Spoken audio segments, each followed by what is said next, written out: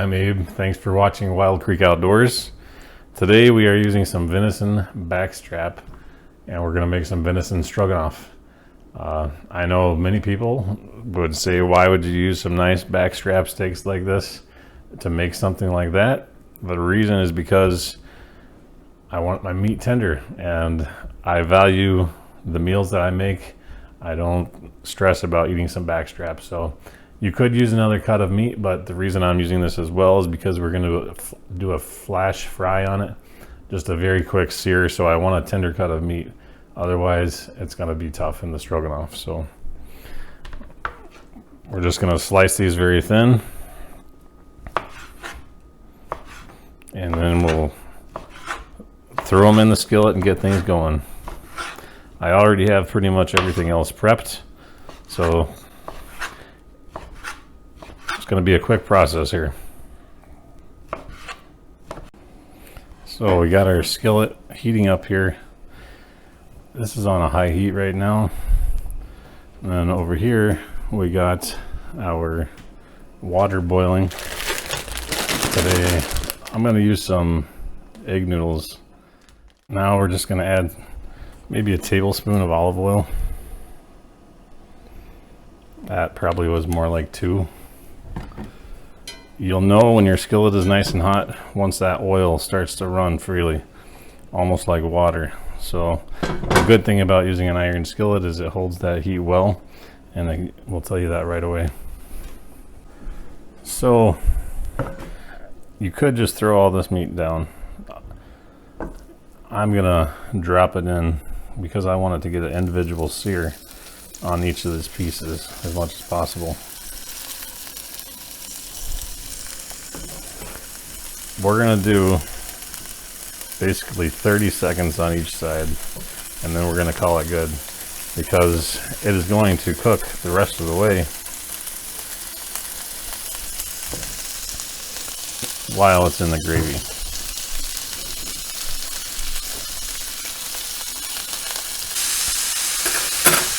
Then we're going to take our garlic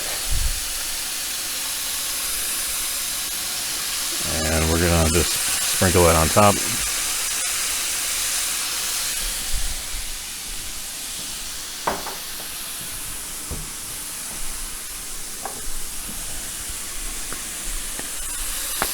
Take my old standby Montreal steak seasoning, sprinkle some of that on. If you don't have this available in your country, like some people have said, just use some coarse salt and pepper. It's been a little bit, probably closer to a minute than 30 seconds. We're going to flip that, again put it down to one layer, sear the other side.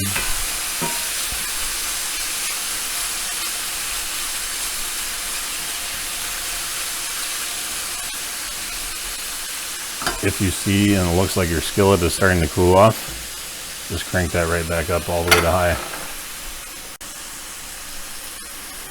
So we've had this in about for another 30 seconds. Now I'm just going to remove it from here. If some of our garlic stays in, that's fine. The main thing is we do not want this meat to get overcooked. We're going to throw in a tablespoon of butter.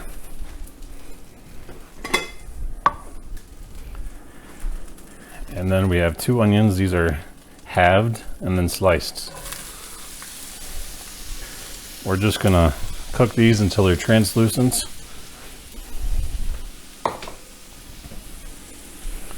On top of that, this is one package, probably a pint, I would say, of portabella mushrooms, halved and sliced as well.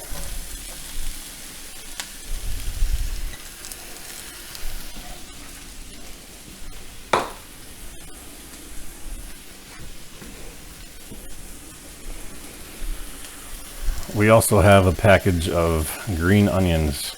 These are just sliced, and what I'm going to do is put about half of these in for color right now, and then we're going to save half to garnish when we plate.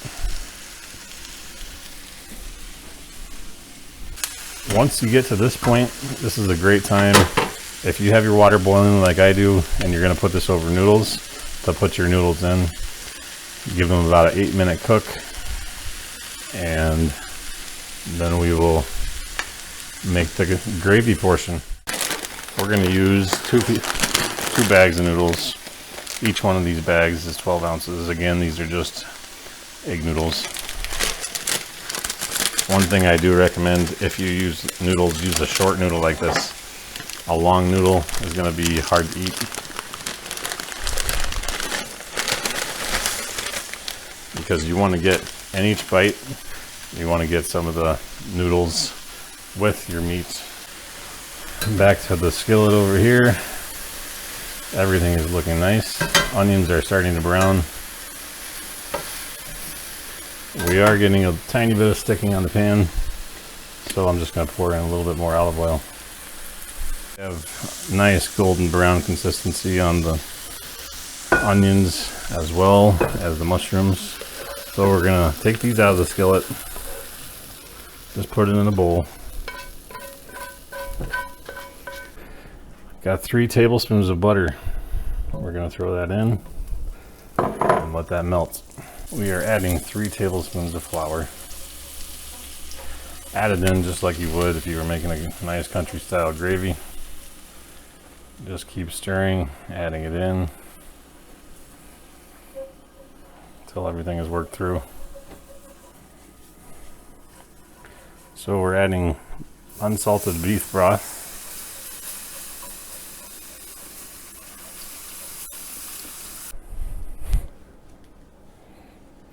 Now that it's getting nice and thick, we are going to add some Worcestershire sauce.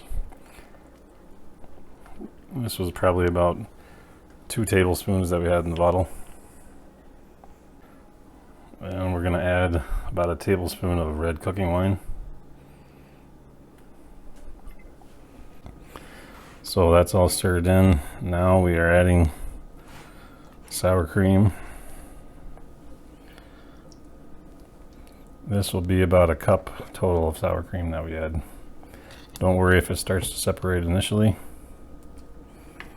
It's going to be delicious. Alright, now we are going back in with all our delicious venison backstrap. We're going to get rid of the whisk here and start using a spoon on this so we don't get any of our meat stuck in. And now we're going back in with all the veggies.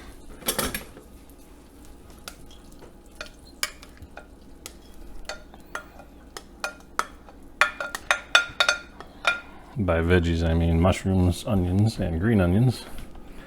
Now I'll just stir that.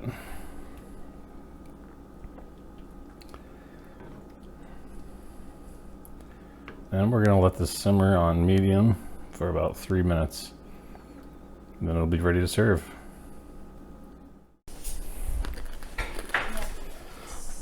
While this is simmering, then we are going to add about a tablespoon of garlic powder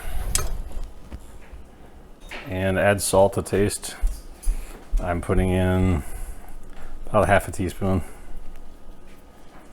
If you use a salted beef broth, you'll need less, so just do it again to taste.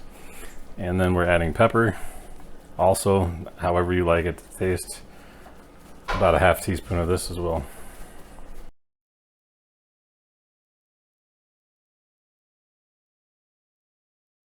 Thank you guys for watching Wild Creek Outdoors. I'm about to dive into this venison backstrap stroganoff. If you guys try the recipe, please leave us a comment and let us know how you liked it. If you enjoyed the video, please subscribe, and we'll be back for more. Thanks for watching. Bye.